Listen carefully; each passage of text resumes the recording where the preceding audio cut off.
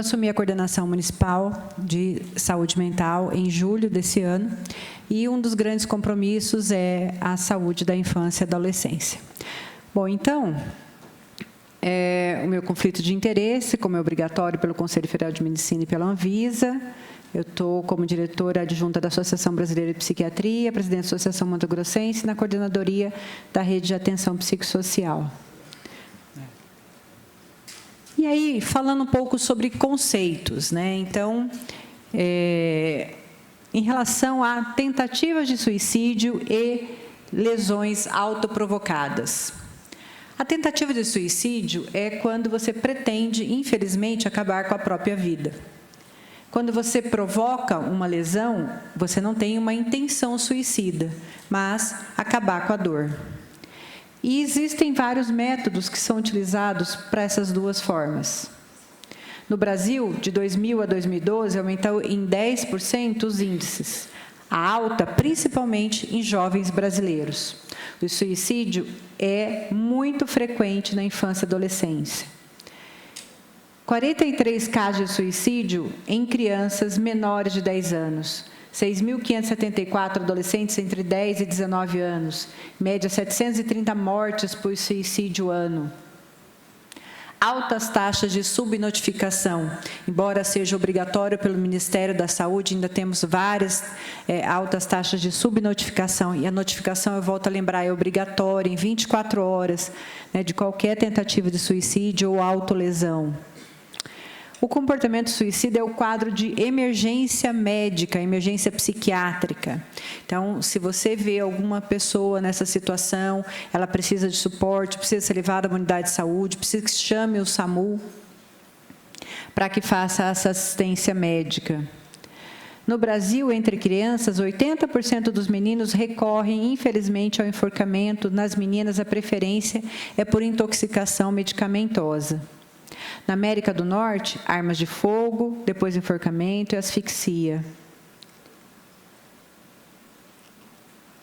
Se a gente for avaliar os estados, o Rio Grande do Sul é o primeiro em torno de 10%. A média nacional é em torno de 5% dos casos. Nós estamos em terceiro lugar, Mato Grosso do Sul, com 8% dos casos, muito alto.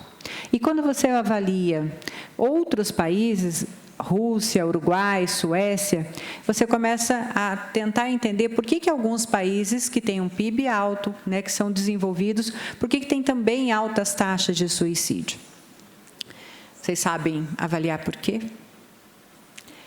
Uma das explicações, até porque as tentativas de suicídio, o suicídio é multifatorial, é por conta do frio. Então, por exemplo, a Finlândia é um dos países com mais altas taxas de frio. Existe, inclusive, uma depressão que a gente chama de depressão sazonal, que ela aparece principalmente no inverno. Então, países onde você quase não tem raios de sol, são um dos maiores índices em relação a suicídio. A nossa capital, ali só ficou um pouco desfocado, é a sexta capital em relação a índice de suicídio. E aqui os dados do Mato Grosso do Sul. Quando você avalia 2008 para 2018, quando você sai de uma taxa de 285 para uma taxa de 1.200 casos, é muito alarmante. Essa é a curva, infelizmente, ascendente em relação aos índices de suicídio. Eles só vêm aumentando. Enquanto a taxa de natalidade vem diminuindo, né, a taxa de suicídio ela só vem aumentando. E esses são os dados mais recentes da nossa Secretaria de Saúde, são coletados através das fichas de notificação, são avaliados no Núcleo de Prevenção à Violência. Em relação a um dado alarmante, né, desse primeiro semestre, por exemplo, crianças de 5 a 9 anos, 4 crianças, você pensar que criança de 5 anos tentou suicídio. Então, isso é muito preocupante. De 10 a 14 anos, foram em torno de 53 crianças, de 15 a 19 anos, 185 crianças que tentaram suicídio. Em relação à tentativa, são muito mais mulheres do que homens. Em relação a pessoas que vêm a falecer por suicídio, muito mais homens. Por quê? porque às vezes o meio que o homem utiliza é mais letal do que as mulheres. Então, quando você avalia índices de morte por suicídio, na estatística final, aparece muito mais homens do que mulheres. E quando você avalia por raça, para avaliar se tem diferença, né, quando a pessoa se identifica por alguma raça, isso no primeiro semestre em Campo Grande, né, nós temos muito semelhantes: 50% branco, 42% parda, 1% amarela, 1% indígena e 6% preta. Bom, os transtornos psiquiátricos não podem ser ignorados. Quando a gente avalia os índices em relação a doenças mentais, 90% dos casos, quando você faz uma autópsia psicológica, uma autópsia psiquiátrica, quando você avalia, né, pós-mortem esses casos, a gente sabe que 90% dos casos têm correlação com transtornos mentais. Então, são, às vezes, subdiagnosticados, são considerados como frescura, falha no caráter, criança que não tem educação, e, na verdade, ele precisa ser assistido, acolhido, avaliado, encaminhado para o psicólogo, para o psiquiatra da infância e adolescência. Então, os transtornos de humor, transtornos de ansiedade, transtornos de conduta, transtornos de déficit de atenção e hiperatividade, uso de substâncias psicoativas, os traços de personalidade disfuncionais, sentimentos de desesperança, inutilidade, a combinação de impulsividade, desesperança, abuso de substâncias. Às vezes, para aquela criança, para adolescente, às vezes é o último show na vida dele. Ele fala, eu preciso ir nesse show porque não vai ter outro show igual, por exemplo. E aí a mãe não deixa, o pai não deixa, e aí ele pensa, infelizmente, em autolesões. Ou terminou um namoro. Nunca mais ninguém vai gostar de mim como gostava antes. Então, essas frases que a gente utiliza, né, que as crianças utilizam e que precisam ser trabalhadas. Ele tem que entender que a frustração vai existir, que o dia seguinte vai existir, que não vai ser o último amor da vida dele, não vai ser o último show. Não é porque aquele ídolo que ele tinha, né, como ídolo suicidou, que, né, você tem que fazer atos semelhantes, né, você tem que entender aquele momento de história de vida daquela pessoa. E, às vezes, isso reflete na vida deles, né, quando eles fazem essas identificações, né, por conta que essas personalidades ainda estão em transformações, essas características ainda estão sendo formadas de personalidade. Bom, então, quando eu falo em fatores de avaliação, eu tenho que pensar em fatores tanto de risco, por exemplo, doenças clínicas, populações especiais, perdas recentes, maus tratos na infância, abuso físico, sexual, conflitos familiares, baixa resiliência, desvantagem socioeconômica, vulnerabilidades sociais, os determinantes sociais que a gente tanto estuda, problemas com a lei, dificuldades escolares, acesso a meios e não podemos deixar de avaliar também os fatores de proteção. Então, por mais que existam todos os fatores de vulnerabilidade, os fatores, né, desencadeantes, se essa criança, esse adolescente tiver fatores de proteção, às vezes ele não chega a pensar em suicídio devido aos fatores de proteção. Então, por exemplo, autoestima elevada, bom suporte familiar, religiosidade. Aqui eu não estou falando qual tipo de religião, a espiritualidade é importante, essa religião é importante, e aí não importa qual, né? Importante é essa fé, é essa religiosidade. Bom rendimento escolar, avaliação escolar, acompanhamento, né, família, escola, acompanhamento, né,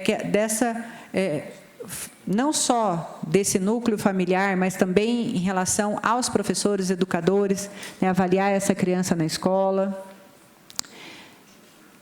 Bom, e o gatilho?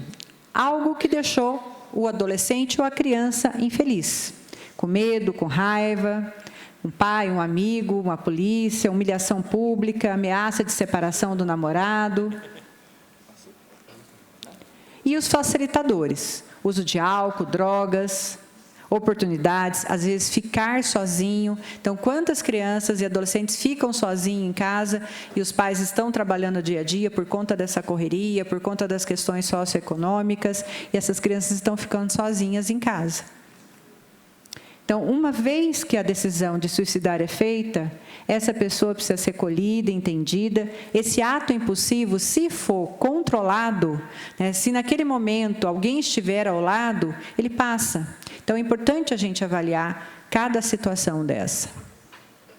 Então, essa avaliação envolve, né, todo o contexto familiar dessa criança, envolve a gravidade, a intensidade dos sintomas, as medidas que possam ser avaliadas para o resgate, não adotar sentimentos de censura, né, não criticar essa criança ou adolescente, manter atitude tranquila, empática. Empatia é fundamental nesses casos, entender o momento que ele está passando, atenção minuciosa, né, a essa criança, a esse adolescente, obter dados, né, por que ele pensou nisso, se ele teve planejamento, se tem conflitos, se tem traumas, se ele tem uma rede de apoio social,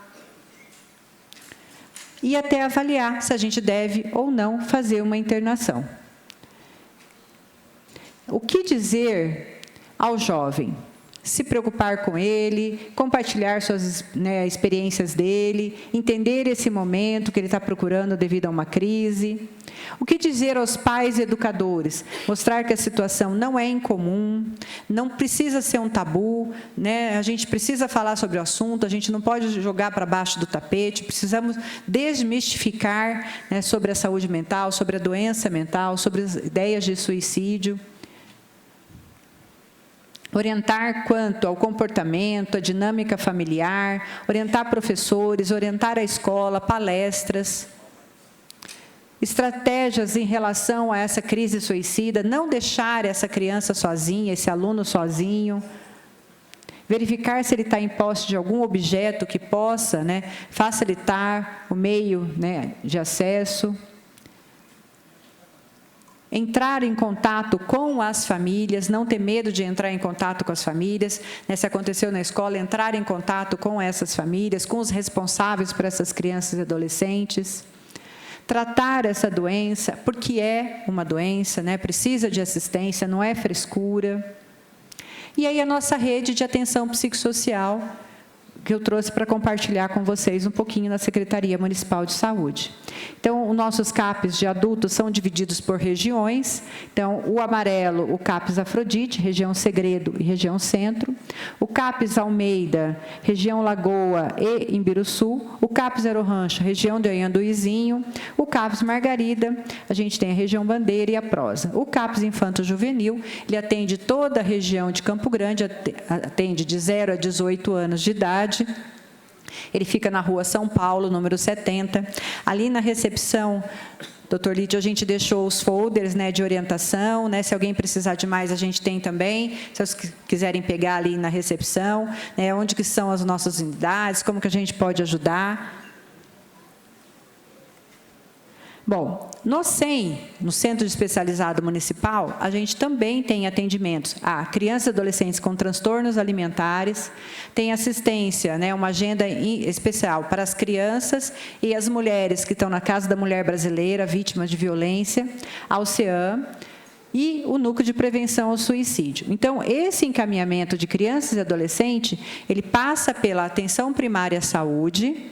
Se tiver um alto risco, grave, né, gravidade de risco, uma alta patologia psiquiátrica, ele é encaminhado para o CAPs infantil, de 0 a 18 anos, e se ele tiver um baixo e médio risco, ele vai via CISREG, então ele tem, né, lá no computador, lá no ambulatório, né, da atenção primária à saúde, ele insere essa criança e adolescente como classificação vermelha e ele vai para a psicologia. A gente tem um núcleo de atendimento, né, essas crianças e adolescentes, lá no SEM, que acontece todo sábado, a gente tem 6 psicólogos pela manhã, 4 psicólogos à tarde, e tem um psiquiatra da infância e adolescente, a doutora Moniz, especificamente para as tentativas de suicídio e para os casos de autolesões e situações de violência, tá? Além do CAPS infantil, que a gente tem o atendimento. No SEI, os atendimentos ocorrem até os 13 anos de idade. Então, uma criança até 13 anos de idade que precisa de assistência, e o SEI agora está em fase de mudança, né? A nossa prefeita montou o complexo materno-infantil, está lindo, vale a pena vocês conhecerem, né? Então, o SEI está mudando para lá essa semana, e lá no complexo a gente tem psicólogos para atender essas crianças até 13 anos de idade, com psicólogo, com atendimento individual, inclusive. Então, as tentativas de suicídio de adulto, eu trouxe só a título de conhecimento, eles também têm no núcleo um atendimento especial, eles são encaminhados via e-mail, esses casos, né, que é o npsiquiatria.sm@cesalcampogrande.ms.gov.br. Essa é a cartilha da Associação Brasileira de Psiquiatria e do Conselho Federal de Medicina, com todas as orientações técnicas, né, que vocês podem ter acesso, educadores, né, os professores, pais, mães, responsáveis. E esse é o site da campanha setembroamarelo.com, que tem todas as orientações para crianças, adolescentes, adultos, para a imprensa, como noticiar, por exemplo, os casos de suicídio, porque a forma, às vezes, como noticia também é perigoso, né? Então, quando você fala dos meios letais, também é perigoso. E aí, lembrar, eu quero deixar essa mensagem: o suicídio é uma emergência médica. Somente informando corretamente podemos salvar vidas, quebrar estigmas, acabar com a psicofobia, e a prevenção é uma responsabilidade de todos. Eu fico grata a saber que essa mesa, meu coração enquanto psiquiatra fica bem aquecido, saber que todos, inclusive, né, o deputado está pensando em saúde mental. Obrigada.